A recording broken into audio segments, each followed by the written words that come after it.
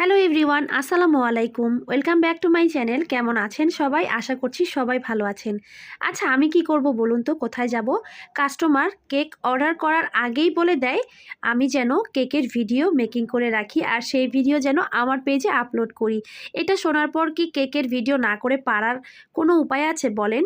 যত কষ্টই হোক আমাকে প্রত্যেকটা কেকের ভিডিওই করতে হয়, কিন্তু সেটা তো সম্ভব হয়ে ওঠে না, যেহেতু একসাথে অনেকগুলো কেকের অর্ডার থাকে। তারপরেও আমি যে রেগুলার ক্লায়েন্টগুলো বা যারা খুব বেশি রিকোয়েস্ট করে তাদের ভিডিওগুলো মেকিং করে তারপর আপলোড দিতে আমি তাদের ভিডিওর কিছু ছোট ছোট ক্লিপ নিয়ে হলেও ভিডিওগুলো আপলোড করার চেষ্টা করি। আমি আজকে এখানে 2 পাউন্ডের একটি চকলেট কেক নিয়ে নিয়েছি, আর এই কেকটা একদমই সিম্পলের মধ্যে হবে। এই কেকটা গিয়েছিল কুমিল্লা কুটুমপুরে আমি নিজে যেয়েই এই কেকটা হোম ডেলিভারি দিয়ে এসেছিলাম। তো যাই হোক, আপু কিন্তু খুব ভালো রিভিউ দিয়েছিল, আর রিভিউগুলোও কিন্তু সবসময় শেয়ার করা হয় না। এত বেশি ব্যস্ততার মধ্যে প্রত্যেকটা রিভিউ শেয়ার করাও হয় না। আর যে রিভিউগুলো আমার কাছে একান্তই বেশি ভালো মনে হয় বা ভালো লেগে যায়, তখন আমি রিভিউগুলো সাথে সাথেই পোস্ট করে দিই। যখনই হাতে মোবাইল নিয়ে রিভিউটা দেখতে পাই, রিভিউটা পোস্ট করে দিই। তো যাই হোক, আমি আপনাদের সাথে কথা বলতে বলতে এখানে কেক বেসগুলোকে কিন্তু ক্রাম কোট করে নিচ্ছি। আমি প্রত্যেকটা ভিডিওতেই বলে দেওয়ার চেষ্টা করি, একটা কেকের ফিনিশিং ভালো আনার জন্য ক্রাম কোট কিন্তু ভীষণ ইম্পর্টেন্ট। আর এই ক্রাম কোটটা আপনার কেকের ফিনিশিংটা ভালো আনতে খুবই হেল্প করবে। তো সব সময় চেষ্টা করবেন কেকটাকে ক্রাম কোট করে কিছুক্ষণ নর্মাল ফ্রিজে রেখে দিতে। এতে করে আপনার কেকের ফুল ফিনিশিংটা খুবই ভালো আসবে। আমি কেকটাকে ক্রাম কোট করে কিছুক্ষণ নর্মাল ফ্রিজে রেখে দিয়েছিলাম। এখন ফুল ফিনিশিংয়ের জন্য হোয়াইট কালার ক্রিম দিয়ে দিচ্ছি।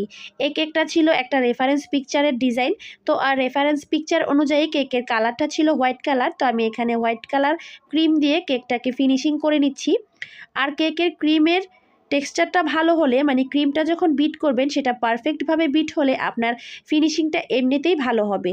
সবসময় চেষ্টা করবেন ভালো একটা ফিনিশিং আনার জন্য। আমার কেকের ফিনিশিংটা কিন্তু একদমই হয়ে গেছে। এখন আমি চকলেট গানাশ দিয়ে ওপরে কিছু জিগজ্যাগ ডিজাইন করে দিচ্ছি, মানে এলোমেলো করে একটু দাগ কেটে নিচ্ছি। আমার রেফারেন্স পিকচারে যেমনটি ছিল আমি ঠিক তেমনটি করে দিচ্ছি। তো আমার জিগজ্যাগ দাগ টানাটা হয়ে গেছে। এখন আমি কিছু চকলেট টপার বসিয়ে দিচ্ছি হার্ট শেপের।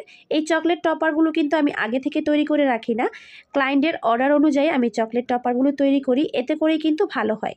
তো আমি এখানে চকলেট টপারগুলো বসিয়ে দিয়েছি। আর এই কেকের ওপর কোনো নাম লেখার ছিল না, আর এরই সাথে আমার কেক ডেকোরেশনটা কমপ্লিট হয়ে গেছে। কেমন হয়েছে এই সিম্পল কেক ডেকোরেশনটা কমেন্ট বক্সে জানিয়ে যাবেন। সবাই ভালো থাকবেন। আজকের মতো বিদায় নিচ্ছি। আল্লাহ হাফিজ।